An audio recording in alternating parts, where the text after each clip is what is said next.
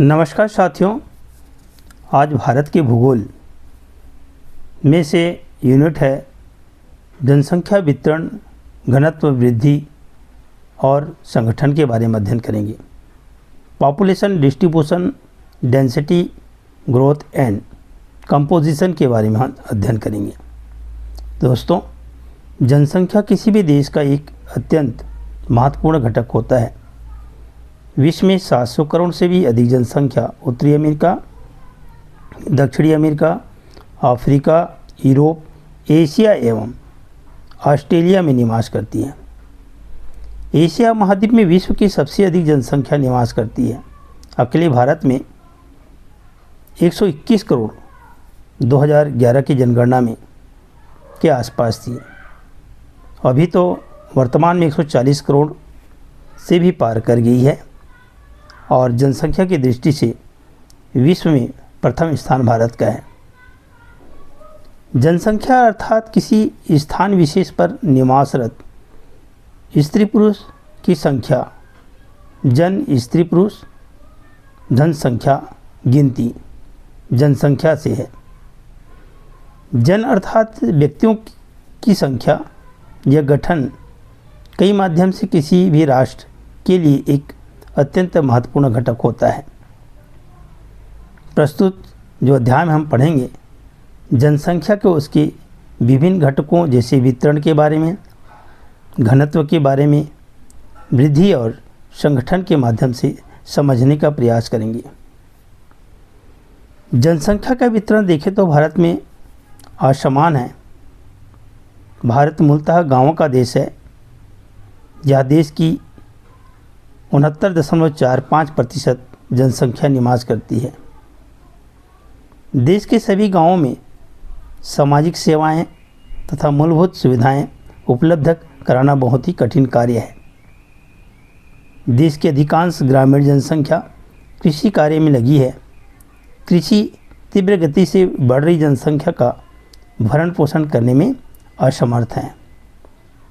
विश्व में देखिए भारत का स्थान। भारत विश्व के बहुत अधिक जनसंख्या वाले देशों में से एक है। भारत विश्व के केवल 2.4% क्षेत्रफल पर विस्तृत है, जबकि यहाँ पर विश्व की 17.5% जनसंख्या निवास करती है।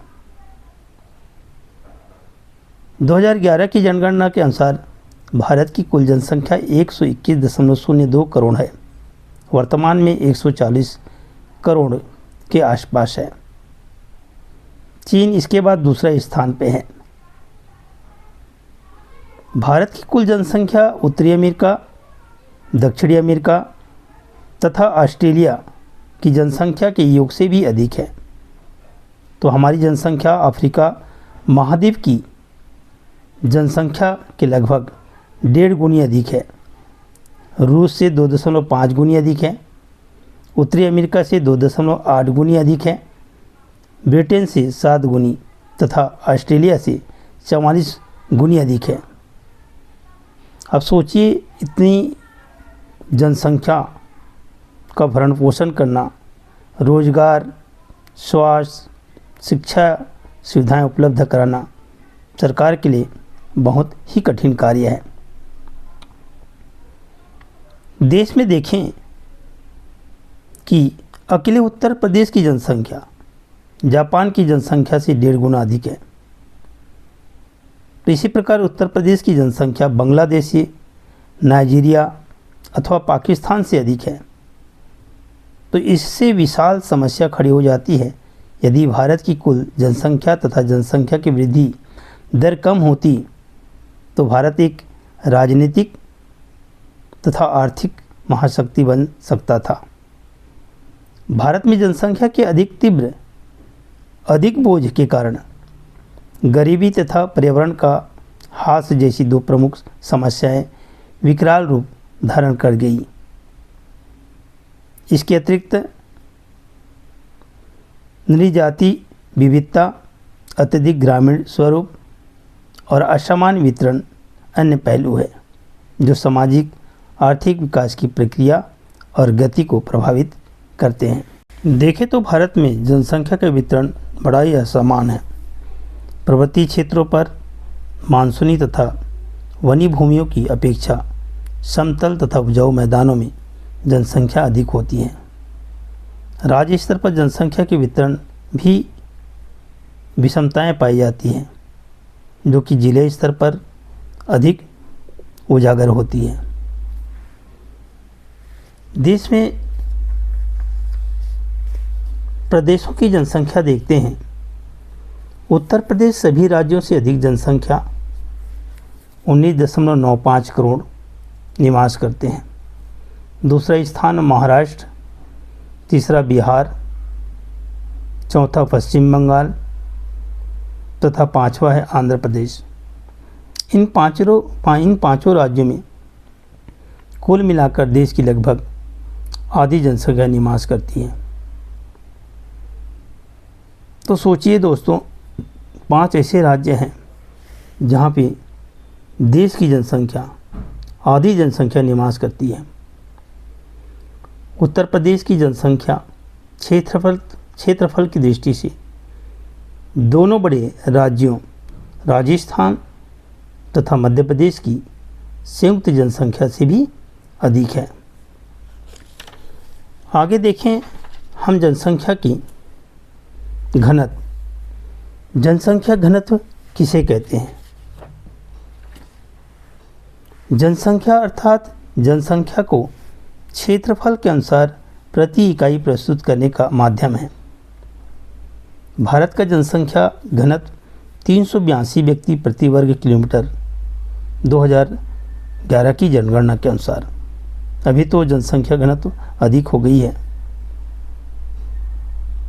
जनसंख्या घनत्व किसे कहते हैं ये भी हम जानेंगे कि प्रति वर्ग किलोमीटर पर निवास करने वाले व्यक्ति के अनुपात को जनसंख्या घनत्व कहते हैं।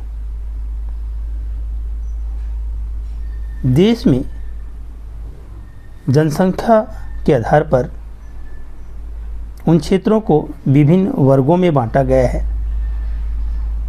जैसे पहला निम्न घनत्व वाले क्षेत्रों, दूसरा मध्यम घनत्व वाले क्षेत्रों, तीसरा अधिक जनसंख्या वाले क्षेत्रों और चौथा सघन जनसंख्या वाले क्षेत्रों। निम्न में देखें सिक्किम, अरुणाचल प्रदेश, मिजोरम, जम्मू कश्मीर एवं अंडमान निकोबार मिजोरम द्वीप समूह आते हैं। यहाँ प्रति वर्ग किलोमीटर 100 से भी कम जनसंख्या पाए जाते हैं।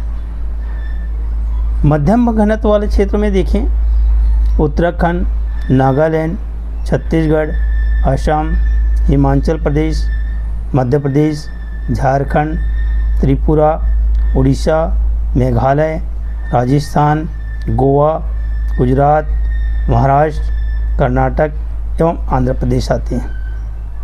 अधिक जनसंख्या वाले क्षेत्रों में पंजाब, उत्तर प्रदेश, तमिलनाडु, दादर एवं नगर हवेली। सघन जनसंख्या वाले क्षेत्रों में बिहार, केरल, पश्चिम बंगाल, चंडीगढ़, दिल्ली, पुडुचेरी, लक्षद्वीप, दमन द्वीप आते हैं। इस प्रकार 4 वर्गों में जनसंख्या के घनत्व के आधार पर 4 वर्गों में बांटा गया है। तो दोस्तों, जनसंख्या घनत्व किसे कहते हैं, क्या है, इसके बारे में आप लोग समझ ही गए होंगे। अब महत्वपूर्ण जैसे कारक है जो जनसंख्या घनत्व को प्रभावित करता है, उन कारकों के आधार पर उन क्षेत्रों पर जनसंख्या अधिक होती है घनत्व, या जनसंख्या घनत्व विरल होती है, या जनसंख्या घनत्व मध्यम होती है। उन कारकों के बारे में हम चर्चा करेंगे। तो पहला जो कारक है आपका उच्चावच। तो उच्चावच का मतलब है समतल भूभाग, पठारी प्रदेश, पर्वतीय प्रदेश। तो कह सकते हैं कि पर्वतीय प्रदेशों पर जनसंख्या विरल हो सकती है, पठारी प्रदेशों पर जनसंख्या उससे अधिक हो सकती है, और मैदानी क्षेत्रों पर, मैदानी भूभागों पर जनसंख्या सबसे अधिक होगी। तो पहला ये कारक है उच्चावच। अब जिनके कारण जनसंख्या के जो वितरण है और जनसंख्या का जो घनत्व है वो असमानता होती है। देश के पूर्वोत्तर राज्यों में देखें, जम्मू कश्मीर, हिमाचल प्रदेश, उत्तराखंड आदि जो उच्चावच की दृष्टि से विषम है, उनमें जनसंख्या का अल्प अभाव मिलता है। देश के उत्तरी मैदानों में देखें, उत्तर प्रदेश, बिहार, पश्चिम बंगाल, पंजाब, हरियाणा आदि में जनसंख्या का वृहद जमाव मिलता है। इसी तरह देश के पठारी राज्यों में आंध्र प्रदेश, मध्य प्रदेश, झारखंड, कर्नाटक आदि में जनसंख्या का वितरण मध्यम स्तर का है। दोस्तों, जनसंख्या के जो घनत्व को प्रभावित करने वाला दूसरा महत्वपूर्ण कारक है क्लाइमेट, जलवायु। अनुकूल जलवायु मानव को क्षेत्र विशेष में रहने को आकर्षित करती है। भाबर है, तराई क्षेत्र है, गंगा का निम्न डेल्टा आदि क्षेत्रों में दलदल व वनों की अधिकता तथा आर्द्र जलवायु के कारण, विषैले कीड़े मकोड़े के कारण, जीवों एवं बीमारी के कारण बहुत ही कम घने वाले क्षेत्र बसे हैं। जबकि भारत के मैदानी क्षेत्रों में देखें, अच्छी जलवायु के कारण सर्वत्र अधिक जनसंख्या पाई जाती है। तीसरा जो कारक है तापमान, टेम्परेचर। अधिक ऊंचे तापमान जनसंख्या के जमाव में बाधा डालते हैं, जबकि सामान्य तापमान इसको आकर्षित करते हैं। बहुत ही नीचे तापमान जैसे ऊंचे हिमाचल प्रदेश शीत के कारण जनसंख्या में शून्य होते हैं, किंतु निचले पहाड़ी ढाल ग्रीष्म ऋतु में मैदानी भागों की अपेक्षा ठंडे रहते हैं। अतः शिमला, नैनीताल, मंसूरी आदि को ग्रीष्म ऋतु में जनसंख्या बढ़ जाती है, किंतु शीत ऋतु में ठंड के कारण फिर से घट जाती है। चौथा जो कारक है वर्षा की मात्रा। हम जानते हैं कपड़ा, रोटी कपड़ा और मकान और की आवश्यकता तो होती है, साथ ही साथ वर्षा की बहुत नितांत आवश्यकता होती है। जल की आवश्यकता होती है हमें जीने के लिए, सिंचाई के लिए, पीने के लिए, जीव जंतुओं को के लिए बहुत ही महत्वपूर्ण कारक होता है। तो कह सकते हैं जहाँ जल की उपलब्धता होती है वहाँ जनसंख्या की बसाव या जमावड़ा होनी है, और जहाँ जल की उपलब्धता नहीं होती है, जिन क्षेत्रों में वर्षा बहुत ही कम होती है, जो भारत के पश्चिमी क्षेत्र कहें तो राजस्थान में जनसंख्या 75 सेंटीमीटर से भी बहुत ही कम होती है, जिसलिए वहाँ पे जनसंख्या की घनत्व बहुत ही कम है।